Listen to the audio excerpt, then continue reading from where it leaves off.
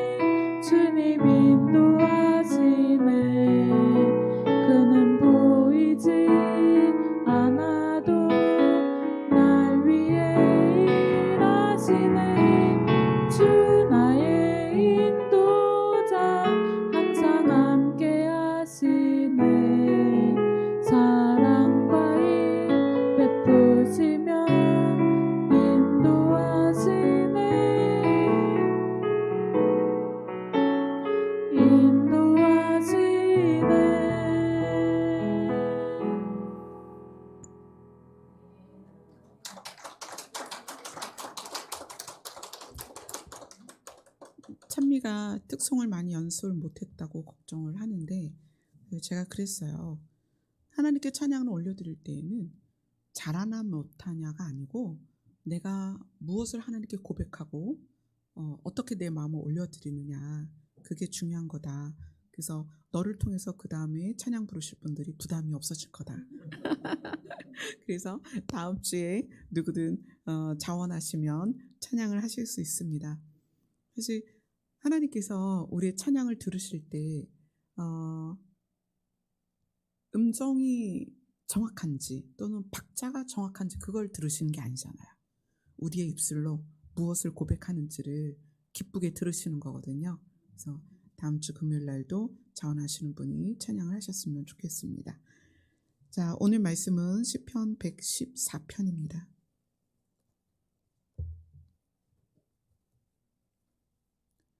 시편 114편 1절로 8절 말씀입니다.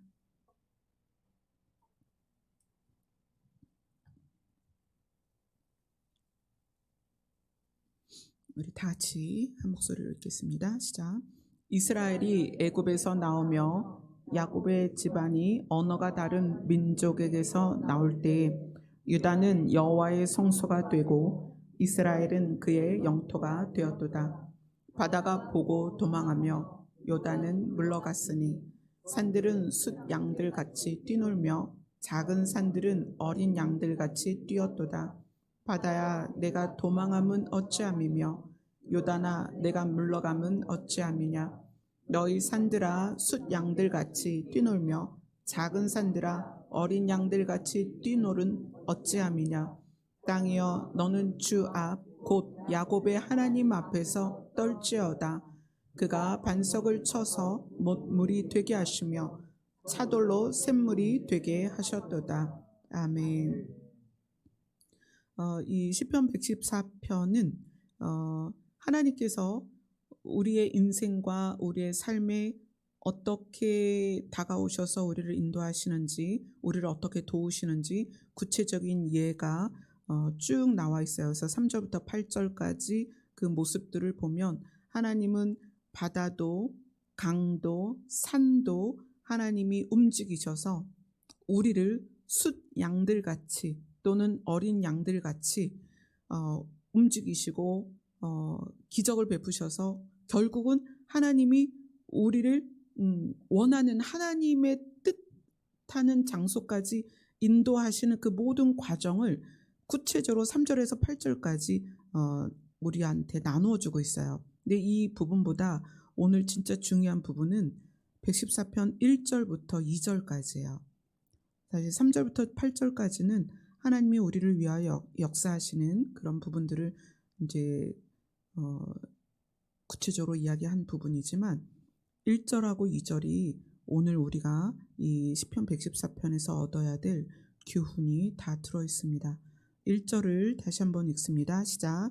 이스라엘이 애굽에서 나오며 야곱의 집안이 언어가 다른 민족에게서 나올 때에 이스라엘은 그의 영토가 되었도다. 우리가 하나님께서 천지를 창조하시고 나서 가장 처음 겪은 분리가 있어요. 어떤 분리였냐면 당연히 에덴에서 살아야 될 아담이 에덴에서 분리가 돼요. 근데 당연히 에덴에서 살아야 될 아담이 왜 분리가 되냐면 사탄에 의해서 분리가 돼요. 사단은 하나님이 사람을 사랑하는 그것 자체를 너무나 시기하고 질투를 했어요.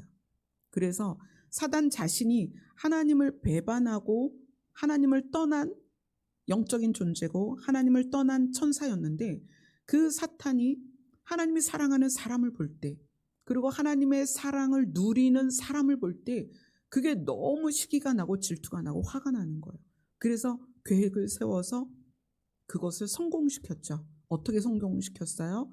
하나님과 사람을 분리시키는 거에 성공을 했단 말이에요. 그래서 당연히 에덴에서 살아야 될 아담과 하와는 에덴에서 분리되고 그래서 그들이 어디로 들어갔어요? 가시와 엉겅퀴를 내는 저주받은 땅으로 들어갔죠. 그리고 그들은 다시는 에덴으로 돌아갈 수 없었습니다. 그래서 하나님은 그때부터 사탄이 꿈꾸는 분리가 아니라 하나님이 꿈꾸는 분리가 있었어요. 하나님은 어떤 분리를 꿈을 꾸셨느냐? 사람을 세상에서 분리시키는 거예요. 사람을 사망에서 분리시키는 거예요. 사람을 어둠에서 분리시키는 거예요. 하나님은 아담이 에덴에서 분리되는 그 순간부터 그것을 꿈꾸셨습니다. 너희를 어떻게 해야 세상에서 분리시키고 나에게 연합시키며 너희를 어떻게 해야 사망 가운데서 분리시켜서 생명으로 인도하고 너희를 어떻게 해야 어둠 가운데서 분리시켜서 빛으로 인도할 것이냐. 우리를 향한 하나님의 뜻은 오직 그것입니다. 그래서 때로는 매를 드시기도 하고 때로는 땅을 흔들어서라도 우리를 분리시키기를 원하신다. 그래서 오늘 1절에 보면 이스라엘이 애굽에서 나오며 역사 안에서 이스라엘이 애굽에서 분리된 것은 명백한 역사적 사실입니다. 그 이스라엘 민족을 통해서 애굽에서 분리시켜서 그들을 가나안으로 이동시키는 그 많은 일들을 하나님이 왜 이루셨느냐? 그들을 통하여, 그러니까 아브라함을 통하여 태어날 믿음의 자손들, 또 예수 그리스도를 믿음으로 하나님에게서 나오는 자손들에게 교훈을 주기 위함이에요. 봤지? 이스라엘이 애굽에서 분리되었을 때 그들을 내가 어떻게 도왔니? 지금 3절에서 8절이 그거거든요. 바다가 보고 도망하며 요단은 물러갔다. 홍해가 갈라진 것과 요단강이 물러간 걸 말하는 거예요. 산들도 작은 산들도 마치 순양과 어린 양들처럼 하나님이 마음껏 그것을 조절하셨다는 거예요. 하나님은 우리가 이스라엘의 입장에서 세상과 분리되기를 원하십니다. 그런데 이것이 수도원을 차려놓고 너희가 지구에서 살지만 세상과 분리되라, 이것이 아니라 지구에서 사는 우리가 하나님의 나라로 옮겨지기 위한 지구와의 분리 때에, 그것이 육체적인 분리만이 아니라 실제적으로도 우리가 하나님의 나라에 가기를 원하신다는 거예요. 그래서 이스라엘을 통해서 애굽과 분리되어 가나안으로 가는 그 긴 여정, 몇 년이에요? 40년입니다. 그 긴 여정을 통하여 하나님은 교훈을 주시는 거예요. 봤지? 내가 이 내 백성들을 어떻게 책임지고 가나안까지 데리고 갔는지, 그리고 그 과정 안에서 내가 어떻게 도왔는지를 보아라. 그리고 이 애굽에서 이스라엘을 분리시켰다는 것은 이제 장소적인 이동도 되지만 시간적인 이동도 돼요. 40년이라는 시간이 걸렸습니다. 그 시간 동안 하나님은 그들의 옷이 헤어지지 않고 신발이 닳지 않고 굶어 죽지 않도록, 추워 죽거나 더워 죽지 않도록 하나님이 지키셨어요. 우리가 사실 내일도 장례가 있어요. 류경무 집사님의 아버님께서 오늘 소천하셔서 내일 장례가 있는데 우리는 반드시 이 땅을 떠납니다. 그것은 우리에게 정해진 거예요.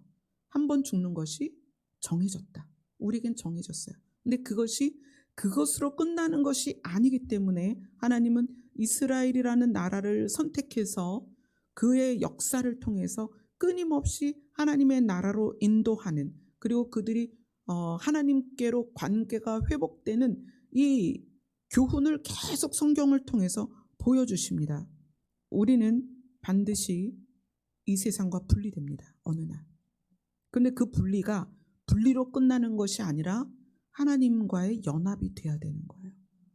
그래서 오늘 시편 말씀이 이스라엘이 애굽에서 나오며 애굽과 분리되는 것, 이것은 공간적인 의미도 있고 장소적인 의미도 있고 지역적인 의미도 있고 시간적인 의미도 있는데, 이것은 결국 분리와 함께 하나님과의 연합과 그 다음에 장소적으로 회복된 에덴으로 우리가 돌아가야 되는 것에 대한 교훈으로 오늘 114편을 시작하고 있습니다. 자, 그러면 이스라엘이라는 것은 아주 넓은 의미죠. 근데 그 이스라엘이라는 넓은 의미에서 그 다음에 이제 무엇을 얘기하냐면 야곱의 집안이 언어가 다른 민족에게서 나온다, 이렇게 얘기를 해요. 이것도 분리죠. 야곱의 집안을 언어가 다른 민족하고 분리하겠다. 자, 이스라엘이라는 나라를 애굽에서 분리시키는 건 그 다음에 또 다른 의미로 야곱의 집안을 언어가 다른 민족과 분리시키겠다, 이렇게 얘기를 해요.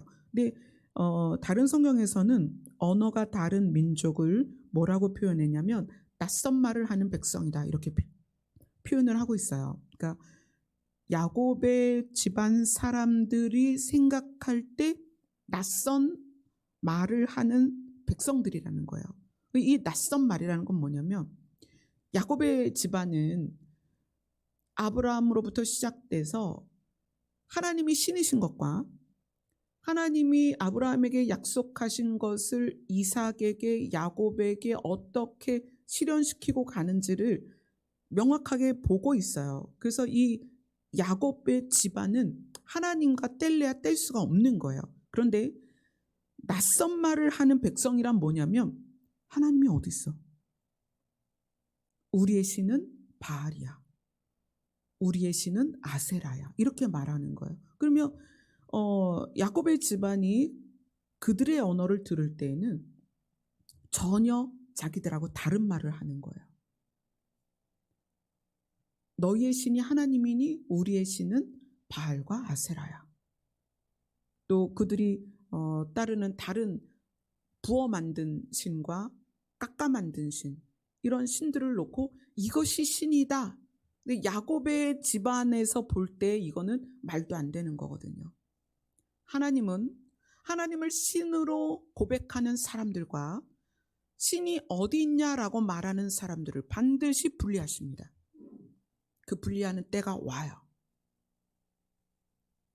이 지구에서는 이렇게 함께 모여 삽니다.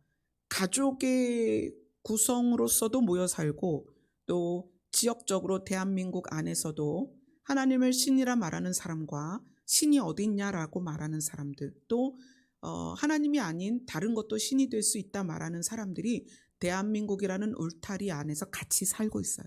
지금 현재.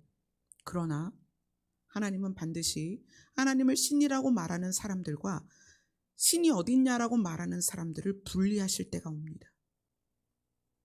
그것이 시기적으로 예수님이 이 땅에 오실 때에도 분리가 되지만, 우리가 각자 이 땅에서 자기의 명대로 살다가 이 땅을 떠날 때 하나님은 분리시키세요. 같은 곳으로 가게 하지 않습니다. 하나님을 신이라고 믿는 자들이 가는 곳과 하나님이 신이신 것을 믿지 않는 사람들이 가는 곳이 달라요. 이 땅에서는 같이 살았지만 때가 되면 분리됩니다. 그래서 야곱의 집안이 언어가 다른 민족에게서 나올 것이다. 분리될 것이다. 하나님께서는 우리가 연합하기를 좋아하시지만 그 연합이 믿지 않는 것과의 또는 불신과 연합을 말하는 게 아니에요. 하나님이 우리에게 원하는 연합은 그리스도와의 연합입니다. 하나님이 원하시는 연합은 우리가 하나님과 연합되는 거예요.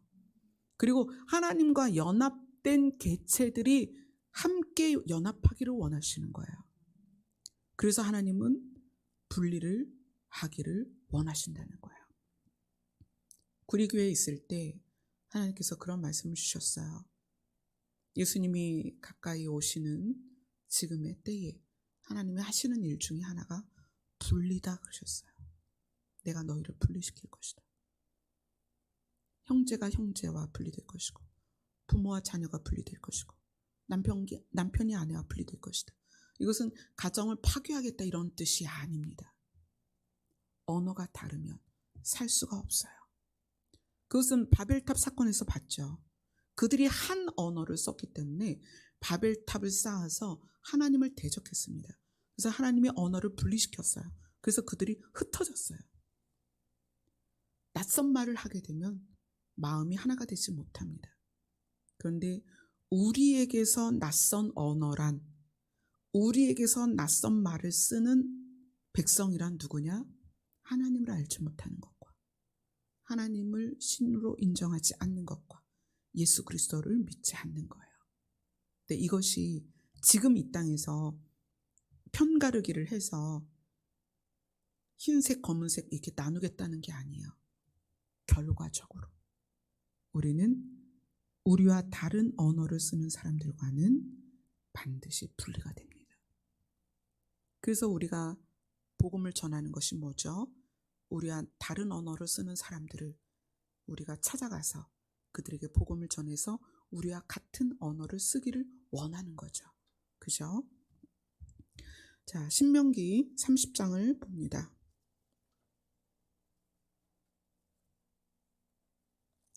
신명기 30장 14절입니다.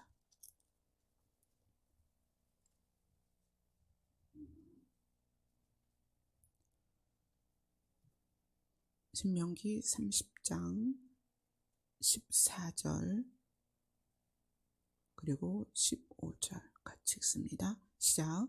오직 그 말씀이 내게 매우 가까워서 내 입에 있으며 내 마음에 있은즉 내가 이를 행할 수 있느니라. 보라, 내가 오늘 생명과 복과 사망과 화를 내 앞에 두었나니. 오직 그 말씀이 이 신명기가 지어진 때는 이제 모세가 신명기를 지었으니까 그때는 이것이 메시아인 줄은 몰랐죠. 이때는 이것이 율법입니다. 근데 우리에게는 그 말씀이 누구냐면 말씀이 육신이 되어 오신 예수 그리스도입니다. 예수 그리스도가 우리에게 매우 가까워서 그것이 예수님은 그렇게 표현하셨죠. 너희 안에 내가 있고 내 안에 아버지가 계시고 그래서 어떻게 우리가 하나가 되었다 이렇게 표현하세요. 예수님이 우리에게 매우 가까워서 얼마나 가까운지 우리의 입 안에 있고 그래서 우리가 입을 벌렸을 때 무엇이 드러난다? 예수 그리스도가 드러나고 또 얼마나 가까우냐면 예수님이 내 안에 있다. 그래서 우리가 삶을 살아가는데 말로 입술로 예수 그리스도가 증거되고 마음에 있기 때문에 우리의 삶에 예수 그리스도가 드러나는 거예요. 그래서 뭐라고 말하냐면 오늘 우리 앞에 생명과 복과 사망과 화가 있는데 그것을 선택하는 것에 있어서 그것을 선택하는 기준이 되는 것이 뭐냐면 내 안에 무엇이 있느냐.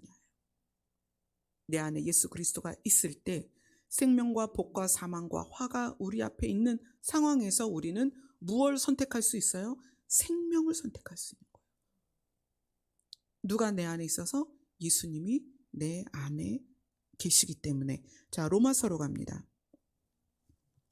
로마서 10장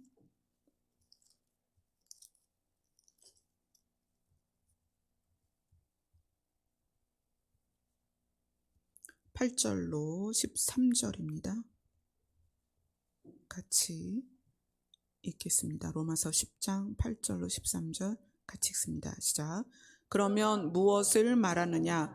말씀이 내게 가까워 내 입에 있으며 내 마음에 있다 하였으니 곧 우리가 전파하는 믿음의 말씀이라. 내가 만일 내 입으로 예수를 주로 시인하며 또 하나님께서 그를 죽은 자 가운데서 살리신 것을 내 마음에 믿으면 구원을 받으리라. 사람이 마음으로 믿어 의에 이르고 입으로 시인하여 구원에 이르느니라. 성경에 이르되 누구든지 그를 믿는 자는 부끄러움을 당하지 아니하리라 하니 유대인이나 헬라인이나 차별이 없음이라.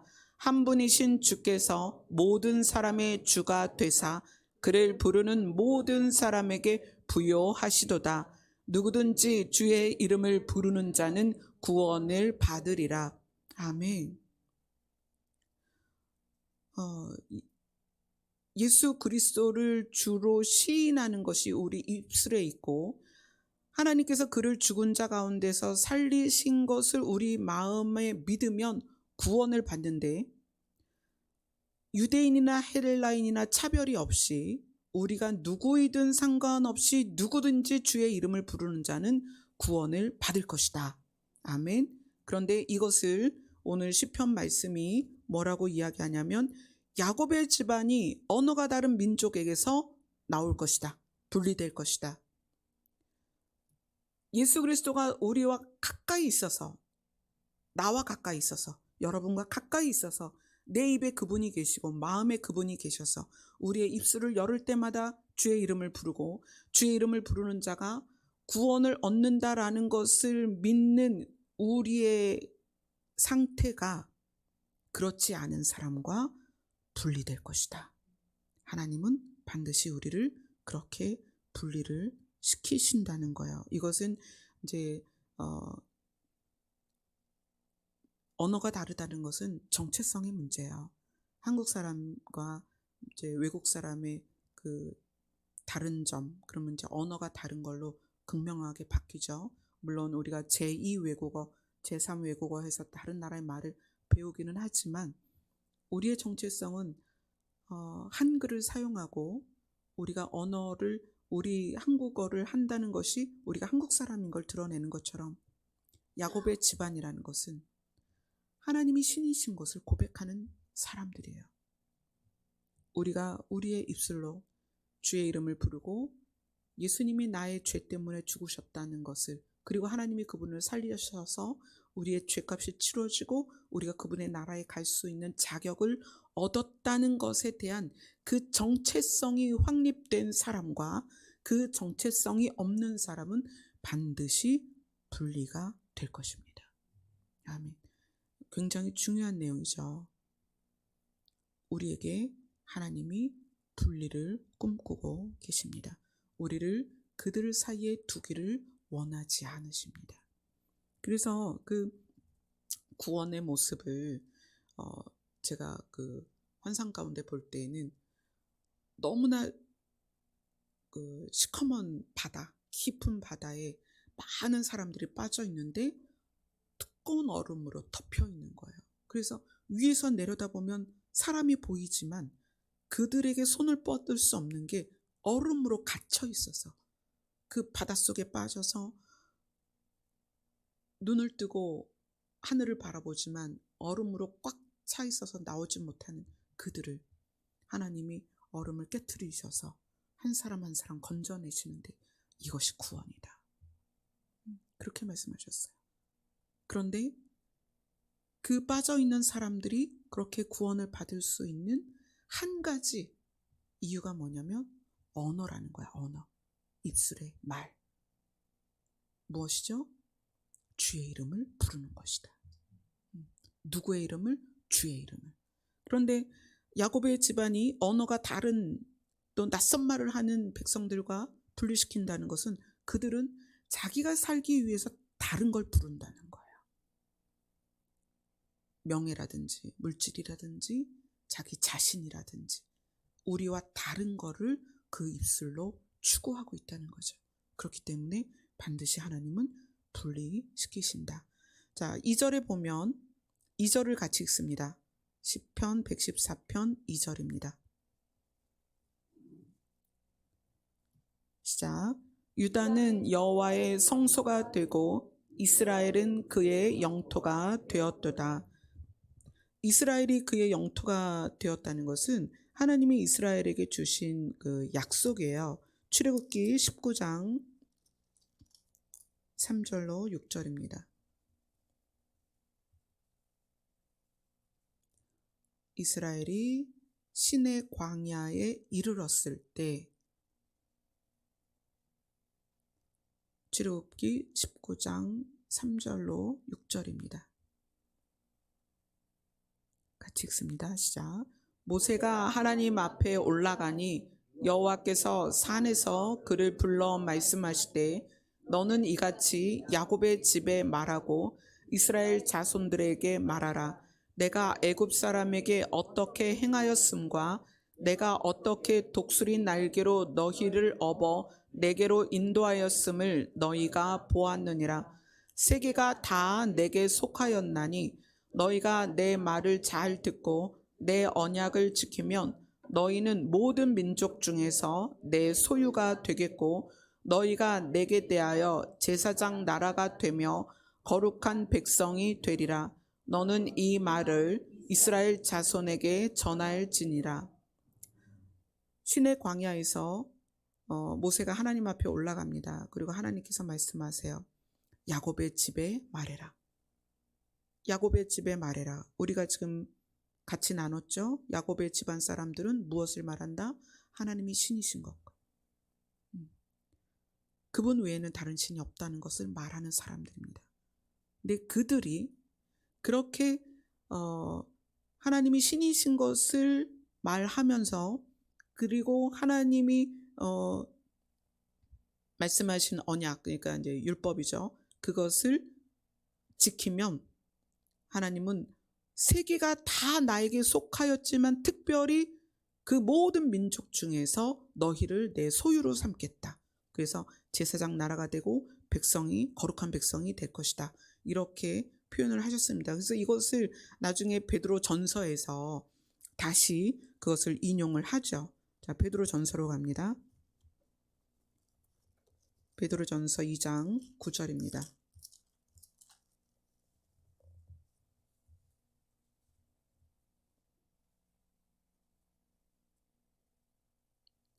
같이 읽습니다. 시작. 그러나 너희는 택하신 족속이요 왕 같은 제사장들이요 거룩한 나라요 그의 소유가 된 백성이니 이는 너희를 어두운 데서 불러내어 그의 기이한 빛에 들어가게 하신 이의 아름다운 덕을 선포하게 하려 하심이라. 야곱의 집안, 그들은 누구다? 하나님의 택하신 족속이요 왕 같은 제사장이요 거룩한 나라요 하나님의 소유가 된 백성인데 어디에서 분리시켰다? 어둠에서 분리시켰다. 무엇과 연합시켰다? 기이한 빛과 연합시켰다. 그게 하나님이십니다. 그런데 오늘 본문이 시편 114편에서 그 야곱의 집안을 무엇과 무엇으로 나눴냐면 유다와 이스라엘로 나눴다는 거예요. 이 야곱의 집안은 하나님이 신이신 것과 하나님 외에는 다른 신이 없다라는 것을 고백하고 또 그것이 우리에게 이어져서 예수 그리스도가 우리의 죄 때문에 죽으셨고 하나님이 그를 살리셔서 우리가 죄값이 치루어지고 우리가 하나님의 나라에 가게 되었다라는 그 고백이 있는 모든 사람이 야곱의 집안입니다. 근데 그 야곱의 집안을 어떻게 나눴냐면 유다와 이스라엘로 나눴다는 거예요. 근데 유다는 여호와의 성소가 되고 이스라엘은 그의 영토가 되었다. 그러니까 우리가 읽은 그 출애굽기에서는 야곱의 집안과 이스라엘을 동급으로 놨어요. 야곱의 집안은 이스라엘이다. 그러면 이 야곱의 집안에서 구분을 하는데 이 야곱의 집안에 특별히 유다를 구분한다는 거예요. 그래서 유다는 여호와의 성소가 되고 이스라엘은 그 성소가 세워지는 밑바탕이 된다는 거예요. 그러면 우리 모두가 야곱의 집안의 언어를 하고 있단 말이에요. 우리 모두가 다 여기 계신 분들이 야곱의 집안의 언어를 가지고 있습니다. 내 안에 내 입에 예수님이 계시고 마음에 예수님이 계세요. 그런데 그러한 야곱의 집안의 언어를 가지고 있는 우리를 또 구분을 하겠다는 거예요. 그래서 한 부류는 유다가 되고 한 부류는 이스라엘인데 유다는 여호와의 성소가 되고 이스라엘은 그의 영토가 되었다. 성소를 세울 수 있는 베이스가 되었다. 이렇게 이야기를 해요. 그럼 이거는 어떤 의미가 있을까요? 자, 성경을 보겠습니다. 고린도전서 3장 16절입니다.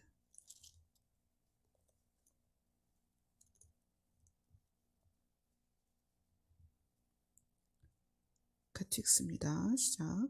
너희는 너희가 하나님의 성전인 것과 하나님의 성령이 너희 안에 계시는 것을 알지 못하느냐.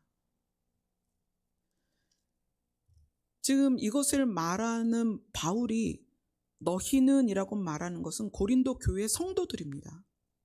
그러니까 고린도 교회의 성도들이 있는데 너희는 성도들 모두에게 말하는 거예요. 너희는 너희가 하나님의 성전인 것과 하나님의 성령이 너희 안에 계시는 것을 모르니?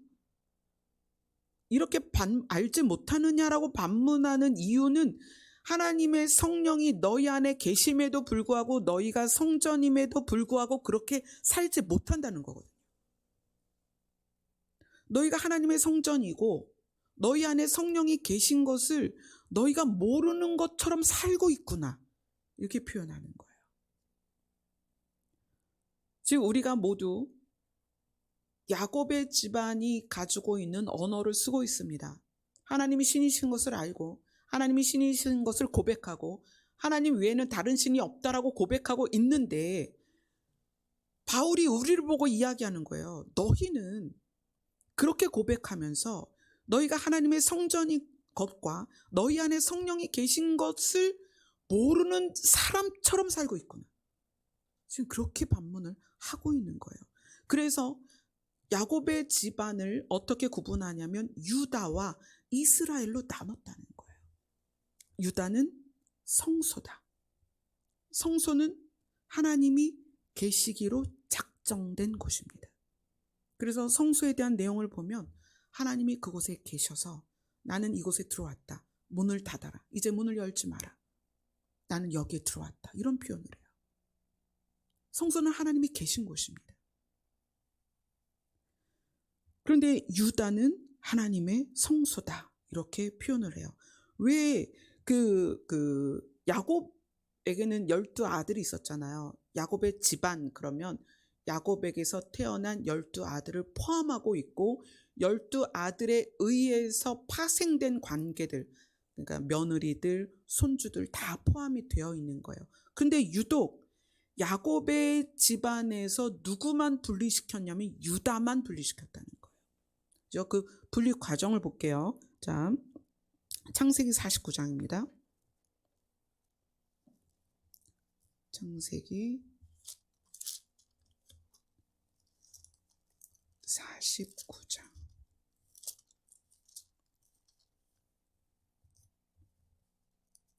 창세기 49장 보면 1절에 같이 읽습니다. 시작. 야곱이 그 아들들을 불러 이르되 너희는 모이라. 너희가 후일에 당할 일을 내가 너희에게 이르리라. 자, 야곱의 집안을 지금 야곱이 부른 거예요. 그래서 제일 먼저 누구의 이름을 불렀냐면 3절에 루베나 이렇게 불러요. 루벤이 장자였으니까 루베나 너는 내 장자요, 내 능력이요, 내 기력의 시작이라 이렇게 얘기해요. 그리고 5절에 보면 누구와 누가 나와요? 시므온과 레위가 나오죠. 그리고 나서 8절에 누가 나오죠? 유다가 나와요. 유다는 야곱의 집안에서 넷째였습니다. 네 번째 아들이었어요. 자, 그랬다가 그 다음에 신명기로 갑니다.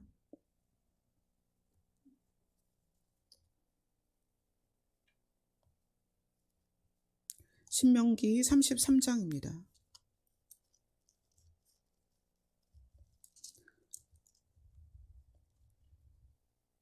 신명기 33장 쭉 보고 4절을 읽겠습니다. 시작. 모세가 우리에게 율법을 명령하였으니 곧 야곱의 총회의 기업이로다.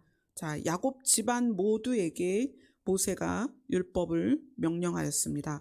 그래서 그 야곱의 집안에서 누구를 가장 먼저 불렀냐면 6절에 누구를 가장 먼저 불렀어요? 루벤. 루벤은 죽지 아니하고 살기를 원하며, 루벤이 장자였기 때문에 루벤을 먼저 부릅니다. 그 다음에 7절에 누구를 불렀어요? 유다를 불렀어요. 순서가 바뀌었죠. 창세기에서는 시므온과 레위가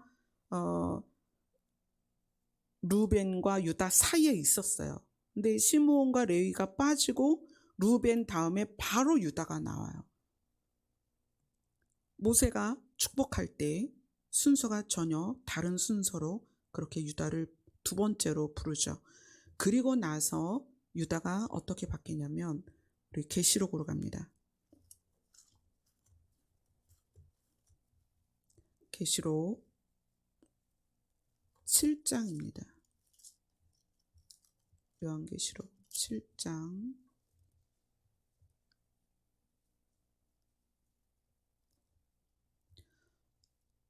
계시록 7장 4절을 읽습니다. 시작. 내가 인침을 받은 자의 수를 들으니 이스라엘 자손의 각 지파 중에서 인침을 받은 자들이 14만 4천이니, 이스라엘 자손의 각 지파에서 인침을 받은 자들이 14만 4천인데 이 이스라엘의 자손이 누구냐면 이스라엘 자손은 야곱의 집안 사람들이다. 그렇죠? 그런데 5절이 누구부터 시작해요? 유다 지파가 딱 나오죠. 그 다음에 루벤이 나오는 거예요. 그러니까 유다가 네 번째로 있다가 그 다음에 신명기에서 두 번째로 갔다가 계시록에 와서는 첫 번째로 옵니다. 유다가 첫 번째로 나와요. 그리고 장자였던 루벤이 두 번째 나오죠. 왜 하나님은 유독 그 야곱의 집안에서 유다를 특별히 꺼내서 유다의 이름을 앞장 세웠느냐는 거예요. 즉 우리가 주일날 말씀을 나누면서 그리스도의 장성한 분량에 이르는 것에 대해서 여러 가지로 보고 있습니다. 예수 그리스도가 진리다. 진리이신 예수 그리스도로 말미암아 우리가 장성하여 가는 과정에 대해서 또는 방법에 대해서 또는 의미에 대해서 알아보고 있습니다. 그런데 유다는 넷째에서 장자로 장성한 사람입니다. 그래서 우리하고 아주 깊이 관계가 있는 거예요. 우리가 지금 알아보고 있는 주일마다 진행되고 있는 말씀하고 굉장히 관여가 있는 거죠. 자, 왜 하나님은 유다를 넷째에서 이끌어내서 둘째로 그 다음에 계시록에 와서는 장자로 그의 위치를 바꾸셨는가? 자, 창세기 43장으로 갑니다.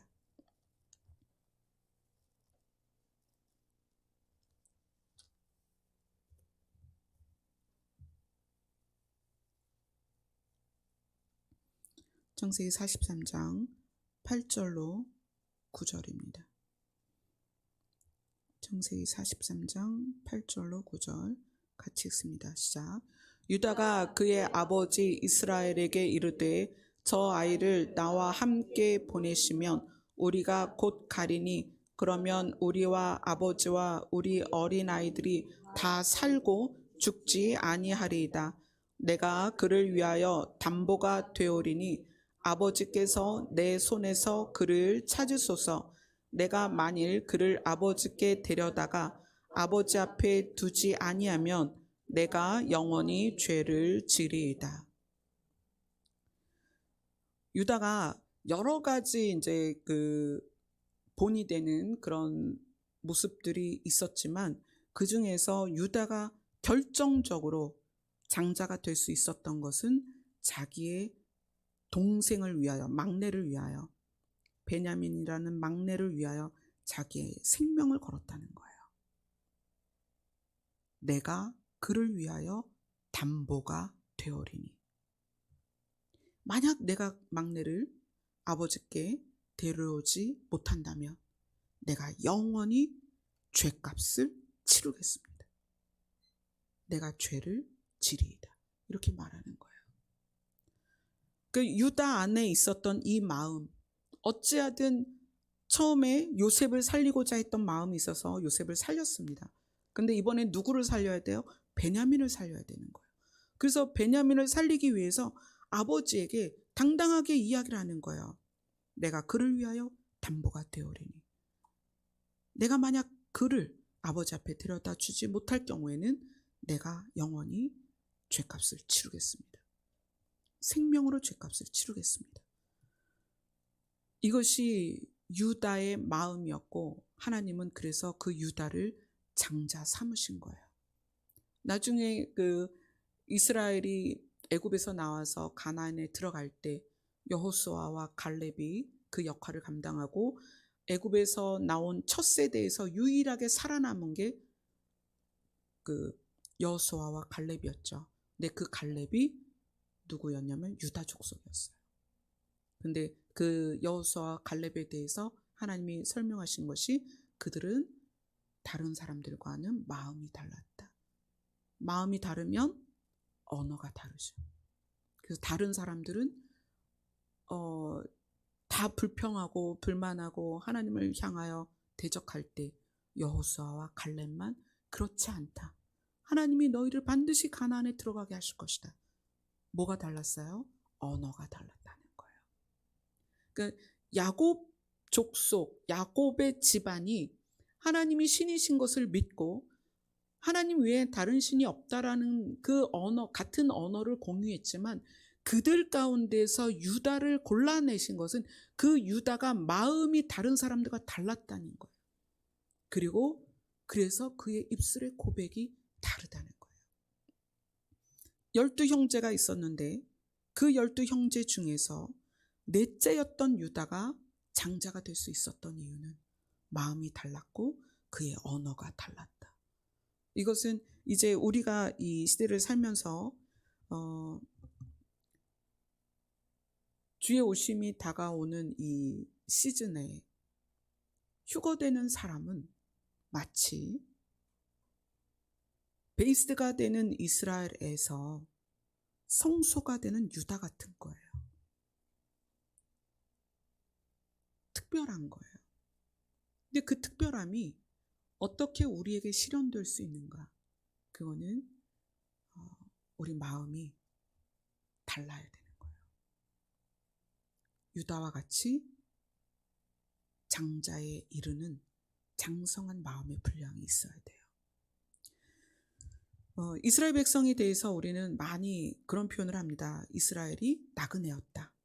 그래서 우리도 나그네다.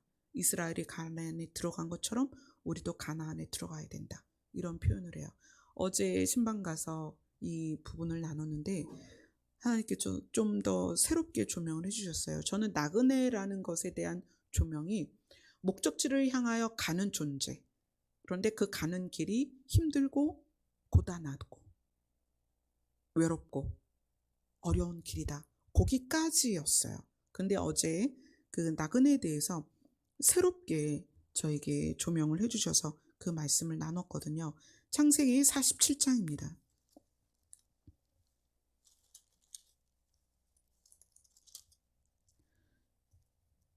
창세기 47장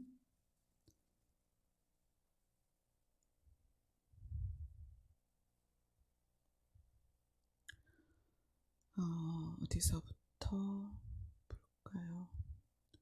5절부터 볼게요. 5절부터 12절까지 같이 읽겠습니다. 시작. 바로가 요셉에게 말하되 내 아버지와 형들이 내게 왔은즉 애굽 땅이 내 앞에 있으니 땅의 좋은 것에 내 아버지와 내 형들이 거주하게 하되 그들이 고센 땅에 거주하고 그들 중에 능력 있는 자가 있거든 그들로 내 가축을 관리하게 하라.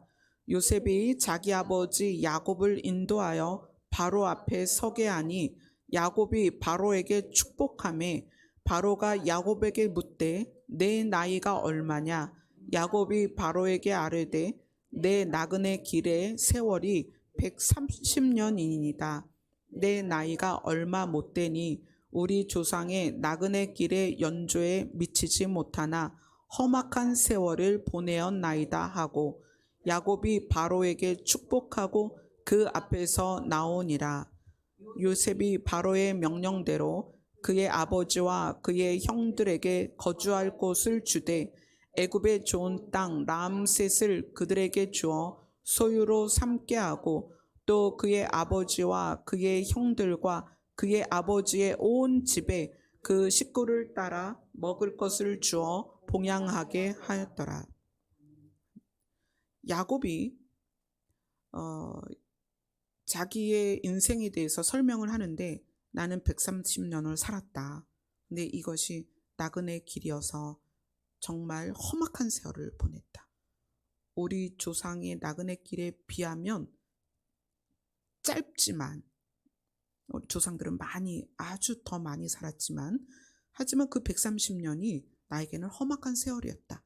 이렇게 자기의 삶을 고백을 해요. 그런데 이 야곱이 바로 앞에 섰을 때 바로가 누구냐면 이집트의 왕이란 말이에요. 그때 당시에 가장 부유하고 강한 나라가 이집트였는데 그 이집트 왕 앞에 선 야곱이 130에 나이가 많고 험악한 세월을 산 노인이 바로라는 이집트 왕 앞에 서서 뭘 했냐면 축복을 했다 그래요. 바로를 축복했다. 바로에게 축복했다. 그리고 나갈 때 야곱이 바로에게 축복하고 그 앞에서 나왔다 이렇게 얘기해요. 나그네로서 130년을 험악하게 산 야곱이 이집트라는 큰 나라에 신처럼 떠받쳐지는 바로라는 왕 앞에서 그에게 축복을 했다는 거예요. 그 얘기는 정체성을 아는 나그네는 내가 가야 할 곳을 분명하게 깨달은 나그네는 당당할 수 있습니다. 그리고 내가 누구인지, 그러니까 야곱의 집안이 하나님이 신이신 것을 믿는 거잖아요. 하나님이 신이신 것과 그분이 나의 아버지인 것을 알고 내가 아버지의 집을 향하여 가고 있다면 이 땅에 있는 사람들에게 내가 아버지의 자녀로서 가지고 있는 권세를 사용할 수 있다는 거예요. 바로는요, 이집트의 왕이었습니다. 바로의 말 한마디로 사람을 누구든지 죽일 수 있어요. 무엇이든지 빼앗을 수 있어요. 그런 바로 앞에 야곱이 서서 축복을 했다는 거예요. 또 나올 때 바로에게 축복하고 야곱이 나왔다. 이렇게 이야기를 합니다. 자, 마태복음으로 갑니다. 마태복음 5장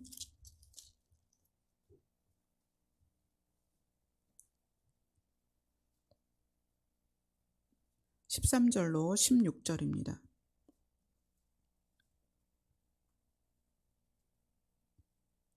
같이 읽습니다. 시작. 너희는 세상의 소금이니 소금이 만일 그 맛을 잃으면 무엇으로 짜게 하리요? 후에는 아무 쓸데없어 다만 밖에 버려져 사람에게 밟힐 뿐이니라. 너희는 세상의 빛이라. 산 위에 있는 동네가 숨겨지지 못할 것이요 사람이 등불을 켜서 말 아래 두지 아니하고 등경 위에 두나니 이러므로 집안 모든 사람에게 빛이 느니라. 이같이 너희 빛이 사람 앞에 비치게 하여 그들로 너희 착한 행실을 보고 하늘에 계신 너희 아버지께 영광을 돌리게 하라. 야곱의 집안은 신이 누구신지를 아는 사람들이었습니다. 그런데 유다는 마음이 다르고 타인에 대하여 자기 생명까지 내어줄 수 있는 사람이에요. 그게 유다 족속입니다. 하나님은 그들을 장자 삼으셨어요. 처음 익은 열매를 삼으셨다는 거예요. 그러면 우리가 이 땅에서 살면서 우리가 어떻게 유다와 같은 마음을 가질 수가 있느냐는 거예요. 예수님이 우리한테 말씀하십니다. 너희는 세상의 소금이다. 너희는 세상의 빛이다. 너희 빛이 사람 앞에 비치게 해라. 우리가 누구인지를 아는 나그네여야 합니다. 뭐라고 말하냐면 하늘에 계신 너희 아버지가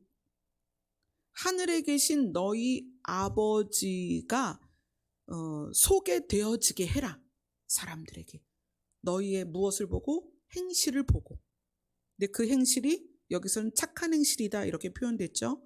너희들의 행실을 보고 너희의 아버지가 진짜 누구인지 알게 해라. 우리의 행실로서 우리는 하늘에 계신 하나님이 우리의 아버지인 것이 이 땅에서 드러나야 됩니다. 또 하늘에 계신 하나님이 나의 아버지인 것을 알고 그것이 믿어져서 그분을 향하여 갈 때에는 내가 소유한 것에 대하여 아낌없이 줄 수가 있는 거예요. 내 주머니에 얼마가 있든 나에게 어떤 능력이 있든 심지어 나에게 하나밖에 없는 생명이라도 내어줄 수가 있는 거예요. 우리가 어디로 가고 있기 때문에? 아버지께로 가고 있기 때문에. 그래서 나그네라는 의미가 이 땅에서 어렵고 힘들고 고생하고 목적지를 향하여 가면서 고난당하고 그 의미보다는 삶은 그렇게 살 수 있지만 우리가 가는 곳이 정확히 어디고 우리 아버지가 누구인지를 명확히 깨닫는다면 이 땅에서 어떤 고난을 당해도 아버지를 부인할 수 없고 어떤 고난을 당해도 내가 나의 모든 것을 꺼내서 누군가에게 줄 수 있다는 거예요. 근데 유다가 하나님이 신이신 것을 믿는 그 유다가 어떻게 다 자기 생명을 베냐민 때문에 내어놨다는 거예요. 오늘 우리가 시편을 보면서 시편 114편을 보면서 하나님께서 우리를 분리하기를 원하신다는 것을 보았습니다. 이스라엘이 애굽과 분리되는 것과 야곱의 집안이 언어가 다른 민족과 분리되는 것. 그런데 그 야곱의 집안, 그 이스라엘에서도 하나님은 장자를 분리하신다. 그리고 유다를 무엇으로 만드셨다? 여호와의 성소로 만드셨다. 그렇다면 우리 여기에서 예배를 드리는, 또 지금 인터넷으로 함께 예배를 드리는 우리 모두는 하나님이 아버지신 것을 깨닫고 믿고 그렇게 살 수 있었으면 좋겠습니다. 내가 소유한 이 땅에서의 모든 것은 사실은 썩고 부패하고 사라질 것들입니다. 나의 아버지는 하늘에 계신 분이다. 하늘에 계신 나의 아버지께 나는 지금 가고 있다. 그렇기 때문에 내가 양보할 수 있고 손해도 볼 수 있고 용서도 할 수 있고 그렇다는 거예요. 근데 그것이 세상에서는 어떻게 드러나는 거예요? 착한 행실로 우리의 아버지가 누구인지를 드러낸다는 거예요. 그런데 그렇게 드러내며 사는 사람들을 오늘 시편 114편에서는 하나님의 성소가 되는 유다라는 거예요. 처음 익은 열매, 장자라는 거예요.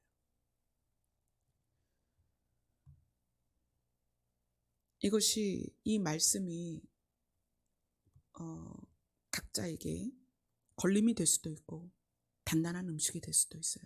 그러나 이제 우리는 단단한 음식을 먹어야 합니다.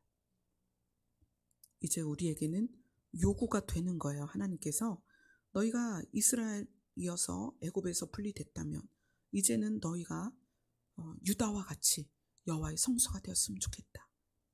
예수님이 이 땅에서는 머리 둘 곳이 없었습니다. 그러나 지금은 여러분의 마음 안에 예수님이 머리를 두고 쉬고 싶어 하신다는 거예요. 여러분 각자가 성소가 돼야 되는 거죠. 근데 그 성소가 되는 것이 유다가 여호와의 성소가 되었다라고 우리에게 알려주시는 것은 이제 너희가 분리되었으면 좋겠다. 처음 익은 열매로 익지 않은 열매들과 분리가 됐으면 좋겠다. 아멘. 그러면 익지 않은 열매와 분리된 처음 익은 열매들을 하나님이 추수할 때가 올 것입니다.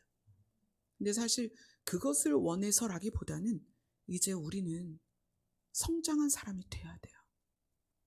장성한 그리스도인이 돼야 됩니다. 그래야 우리가 거하는 곳에서 빛이 되고 소금이 되어서 우리의 행실 때문에 누가 드러나요? 우리의 아버지가 드러날 것입니다. 아멘. 하나님은 그것을 우리에게 맡기기만 한 것이 아니고 시편 114편 3절로 8절까지 하나님이 역사하십니다. 홍해를 가르시고 요단강이 물러가게 하십니다. 누가? 하나님께서. 산들이 양처럼, 순양처럼 뛰놀도록 하나님이 역사하십니다. 무엇을 원하면, 우리가 유다 족속처럼 살기를 원하면 하나님께서 우리를 도우실 것입니다. 아멘. 우리 찬양하겠습니다.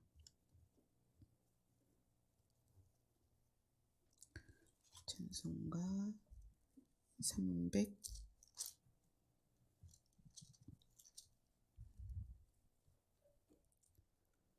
309장입니다.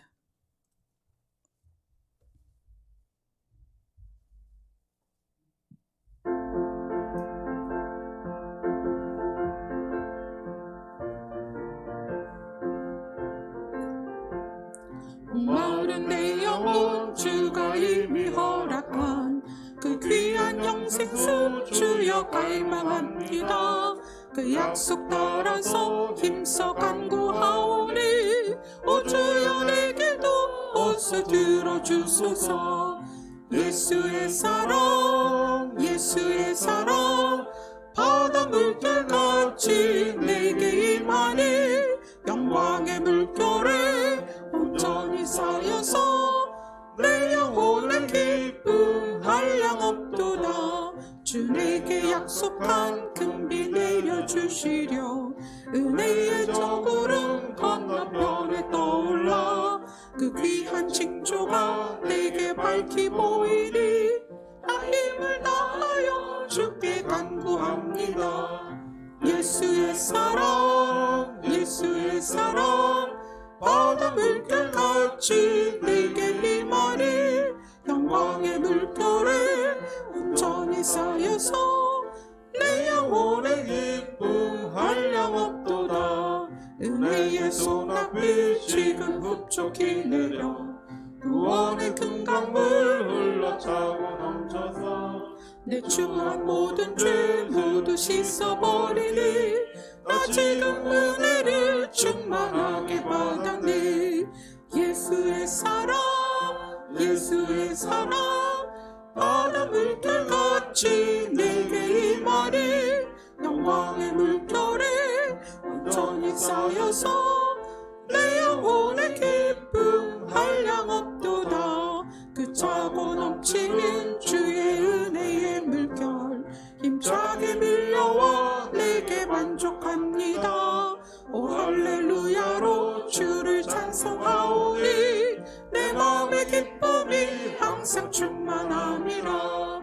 예수의 사랑 예수의 사랑 바다 물결같이 내게 임하니 영광의 물결에 온전히 쌓여서 내 영혼의 기쁨 한량없도다. 아멘.